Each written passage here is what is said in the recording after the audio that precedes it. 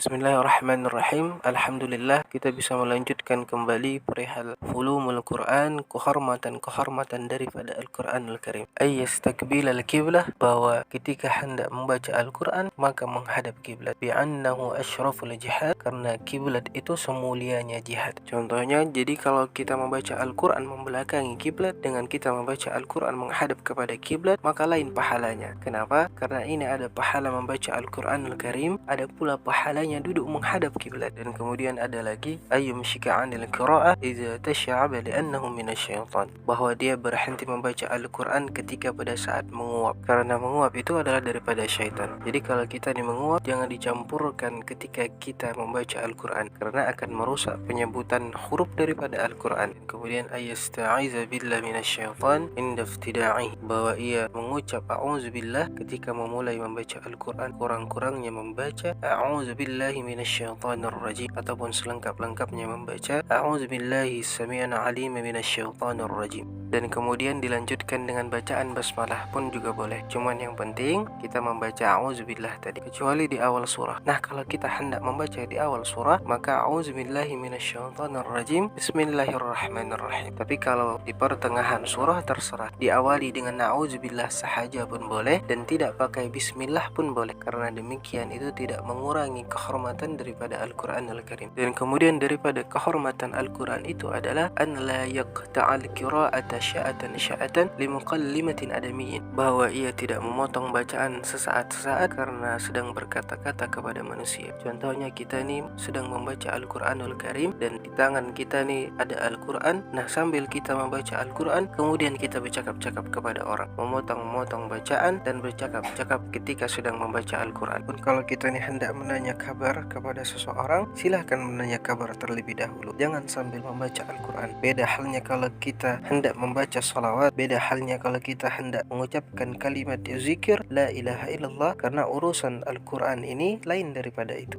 An la yaqta'al qira'ata sya'atan limuqallimatin adamiyyin. Dan kemudian lagi ayyaqra'ahu ala tahwidatin wa tartilin wa tahsinin wa tafahhumin wa ismani nafsih, bahwa ia membaca Al-Quran itu secara baik, dengan teriak-teriak, kemudian membaguskan bacaan Al-Quran, membaguskan sebutan hurufnya, tajwidnya, dan kemudian membaguskan suaranya dan lain sebagainya. Dan kemudian dianjurkan lagi lebih baik untuk memahaminya. Wa ismahi nafsi, dan memperdengarkan bacaan itu kepada dirinya. Bacaan Al-Quran itu dihukumkan kepada kita untuk mendengari bacaan kita itu, mendengarkan suara bacaan kita. Contohnya kita salat subuh umpamanya di rumah, maka hendaknya bacaan salat kita itu kita baca dan terdengar oleh diri kita, walaupun suaranya perlahan-lahan, walaupun suaranya sayup-sayup, yang penting suara kita itu terdengar oleh telinga kita. Nah, itulah yang dinamakan dengan membaca Al-Quran. Sama halnya juga ketika kita hendak sholat ke masjid sebagai makmum ataupun juga menjadi imam. Dan kemudian lagi izan tahat qira'atuhu fayaqulu sadaqallahul azim wa ballagha rasulul karim wa ana zalika minasyahidin wasyakirin walhamdulillahi rabbil alamin. Nah, itu kalau kita hendak berhenti membaca Al-Quran. Tapi kalau tidak dibaca pun tidak apa, tidak jadi masalah. Sadaqallahul azim, maha benar Allah yang maha besar, wa ballagha rasulul karim, yang telah menyampaikan rasulnya yang maha mulia, wa ana zalika minasyahidin, dan aku atas demikian itu menyaksikan. Kemudian lagi perihal kehormatan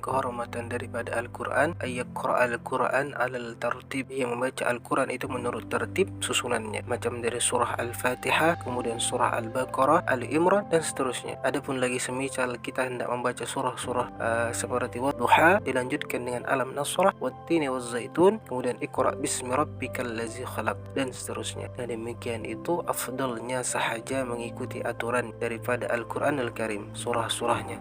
Kalaupun kita baca tidak sesuai dengan susunan daripada surah-surah itu pun tidak apa-apa, cuman yang lebih afdalnya ialah menuruti susunannya. Dan kemudian lagi ayyadhu al-mushaf ala makanin zahir murtafiq aw fi hujrihi, bahwa hendaknya ia meletakkan Al-Quran itu di tempat yang tinggi, di tempat yang suci, dan ketika hendak membaca Al-Quran itu jangan ditaruh di lantai, kalau bisa pakai rehal ataupun alasnya. Semisalnya kalau kita melihat Al-Quran itu di tempat kotor, atau ayat-ayat Al-Quran sepotong tempat-tempat yang kotor, atau ternampak kita di tempat sampah, maka wajib bagi kita untuk mengambilnya. Kalau kita tidak mengambil antara dua hukum hukumnya, pendapat yang kuat antara haram atau kafir. Itulah adabnya. Sehingga kalau kita melihat ada nama-nama Allah Subhanahu wa taala, ada ayat-ayat Al-Qur'an, ada nama-nama nabi dan rasul di tempat-tempat yang tidak elok, maka itu kewajiban bagi kita untuk mengambilnya. Ayyudha'al mushaf ala makanin zahiru murthafik au fi hujrihi, maka kita harus mengambilnya dan meletakkan di tempat yang suci dan di tempat yang tinggi. Adapun kalau sudah tidak layak dipakai, boleh kertas yang bertulisan itu dibakar. Dan kemudian ialah an la yamhual Qur'an minal lawbil mushaf walakin yaghsiru bima'in tadir, bahwasanya tidak boleh kita menyapui Al-Qur'an itu dengan air liur. Semisal ada papan tulis, nah di papan tulis itu ada huruf-huruf Al-Qur'an, kemudian kita nih sapu dengan air liur, tidak boleh. Kalau hendak disapui dengan air, maka menggunakan air yang suci. Ayyuhrikahu iza baliyat, bahwa dia membakar itu Al-Qur'an kalau sudah hancur, tidak bisa dibaca lagi, atau dia fata fi makani dhahir an mamaril aqada aw yanfanaha, atau ia kubur Al-Qur'an itu di tempat yang suci yang jauh dari terinjak-injak betis. Al-Qur'an yang sudah lama, yang sudah kabur, yang sudah lapuk, yang tidak bisa dibaca lagi, boleh dibakar atau dikubur di tempat yang tidak injak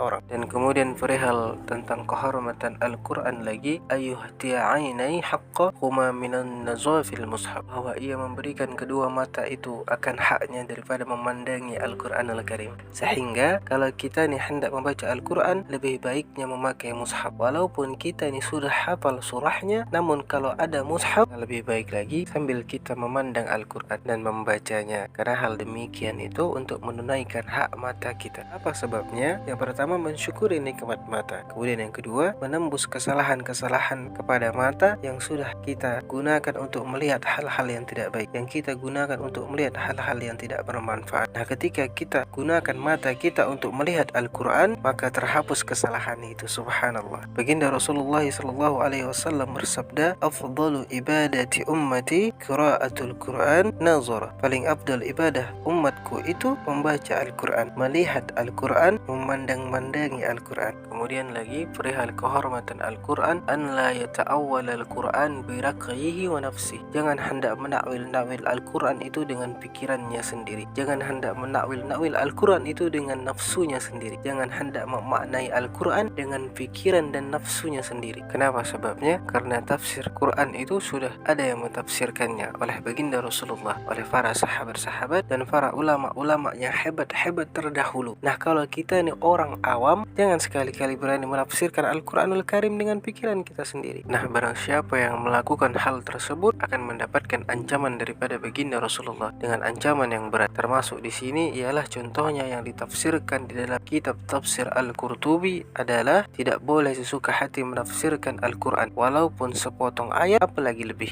An la yusrifa bitaghanni bil Qur'an. Jangan melampau-lampaui batas melagu-lagui Al-Qur'an. Belagu boleh, tapi jangan kelewat batas. Kepanjang-panjangan ayatnya, panjang benar kelewat panjang hurufnya. Nah, demikian itu boleh, tapi jangan terlewat batas. Kemudian lagi daripada kehormatan Al-Qur'an, ayyuh jawida khattahu idza katabahu, bahwa ia memperbagus tulisannya kalau hendak menulis Al-Qur'an. Sehingga jangan asal-asal nih kita nih hendak menulis Al-Qur'an, mestilah terlihat bagus, terlihat cantik. An la yaqra'a fil aswaq aw mawadi'il lughati, bahwa ia tidak membaca Al-Qur'an itu di pasar, tempat orang jual beli, karena tidak sesuai tempatnya. Karena pasar itu tempat syaitan, atau di tempat-tempat ribut, atau di tempat-tempat orang-orang yang bermain dan lain sebagainya. Kemudian yang terakhir, perihal kehormatan daripada Al-Qur'an ialah ayyaftahu kullama khatamahu. Kalau kita membaca Al-Qur'an, bila mana tamat, selesai, jangan berhenti, jangan stop. Semisal qul a'udzu birabbin nas, kita sudah selesai, jangan stop, maka balik lagi kita dari awal membaca surah Al-Fatihah dan kemudian dilanjutkan lagi 5 ayat pertama surah Al-Baqarah. Nah, baru kita istirahat membaca Al-Qur'an. Dengan demikian itu yang tercantum di dalam hadisnya baginda Rasulullah SAW. Nah, demikian itulah perkara-perkara yang dikatakan sebahagian para ulama perihal kehormatan Al-Qur'an. Jadi Al-Qur'an bisa membawa syafaat, bisa membawa rahmat kepada kita bila mana kita menghormati Al-Qur'an, dan sebaliknya Al-Qur'an bisa mengutuk kita, mengakibatkan kita celaka bila mana kita tidak menghormati terhadap Al-Qur'an itu. Nah, jadi mudah-mudahan dengan demikian itu kita bisa membaca Al-Qur'an sesuai dengan kehormatan dan keagungannya. Dan mudah-mudahan di lain kesempatan